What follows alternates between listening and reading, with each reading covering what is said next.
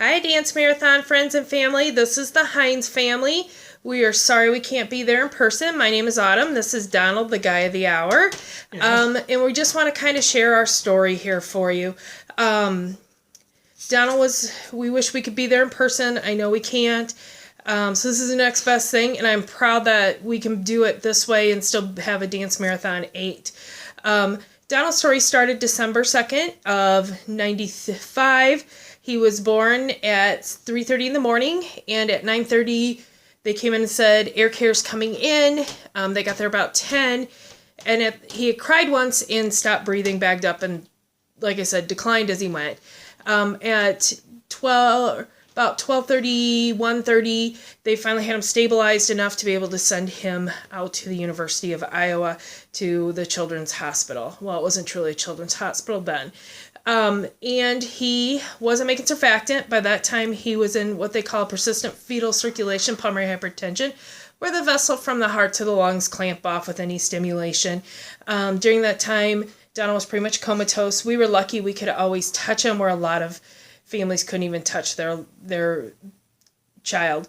At 1 month and a week, or during that time, he gained probably 10 plus pounds of fluid. He was huge. His head was probably the size of a bowling ball. About a week or two before you ended up on ECMO, they started really pumping fluid hard off of him. He had already had a couple chest tubes for pneumothoraxes. Now he had up to 5. And during this time, he ended up with probably close to between 22 and 25 chest tubes during that time. Just going from spot to spot to spot, reusing spots, things like that. At 1 month and a week, he ended up getting an infection, and we ended up on ECMO, external corporeal membrane oxygenation. It is, they go in the carotid artery, jugular vein. They take it, they oxygenate his blood. It takes over all the lung function, half the heart function. It does also dialyzed him and kept him on core body temperature.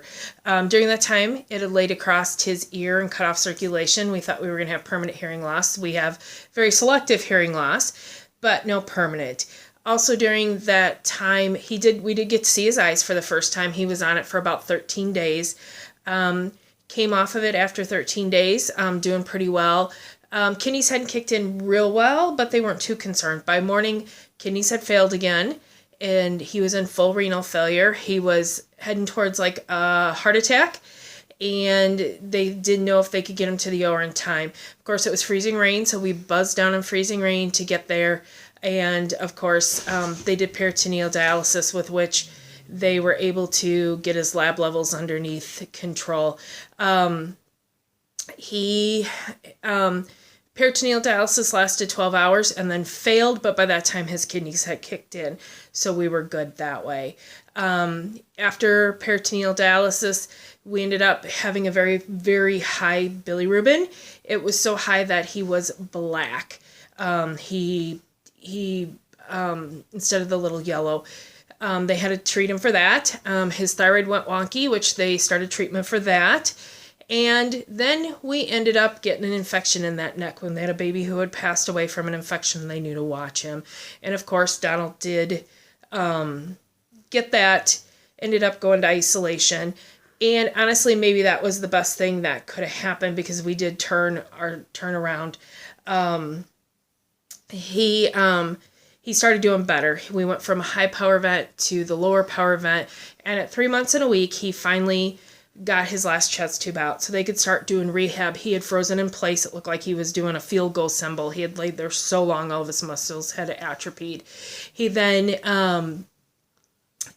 we got to hold him, and he ended up going to BiPAP. They thought when he went to BiPAP, it would be probably 2 months or more. He came off in 5 days. And at 4.5 months, he had a huge, massive chart, because it was still paper chart then. And we went home with a feeding tube for 4.5 months, oxygen for 13, and a heart-lung monitor for a few months. And we dodged a lot of bullets during that time. When he was at ECMO the 13 days, there was a lot. They really didn't expect him to come off of it. So during that time, we pretty much planned a funeral. So if you can imagine trying to plan a funeral for your child, we went through everything we were given as baby gifts, took them back, asked if that was something we'd want to bury him in before we gave him away. My in-laws had the extra burial plot out. We were going to have a visitation in blue carnations. We had all of it planned. So we also had a foot that didn't go down from the fluid.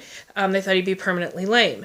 We had, of course, the selective hearing loss from the ECMO laying across, but no permanent. He has hit milestones late, but we have hit him first. They thought he would never sit up because his neck wasn't great for support. They thought he wouldn't walk because 4 months before his second birthday, his leg tone wasn't there. He could crawl, but there was no walking, no pulling him up. 2 months later, the kid was running. Never walked, just ran. As you know, Donald is pretty high energy. Yeah.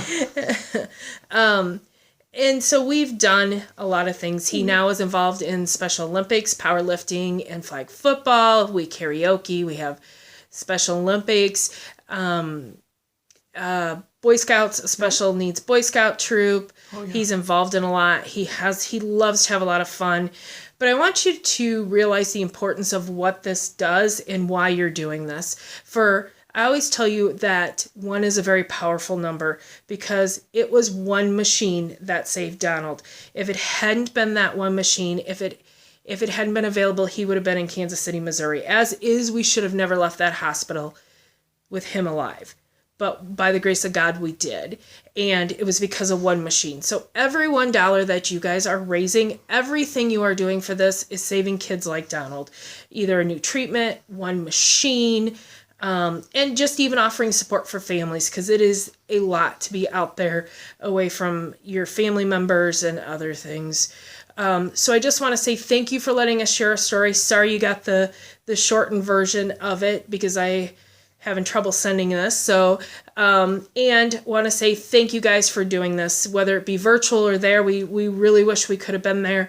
We love hanging with you. We miss all of you. Yep. Everybody, please stay healthy. And I'm so proud of all you guys are doing. Bye, you guys. Yep. Say bye. Bye-bye.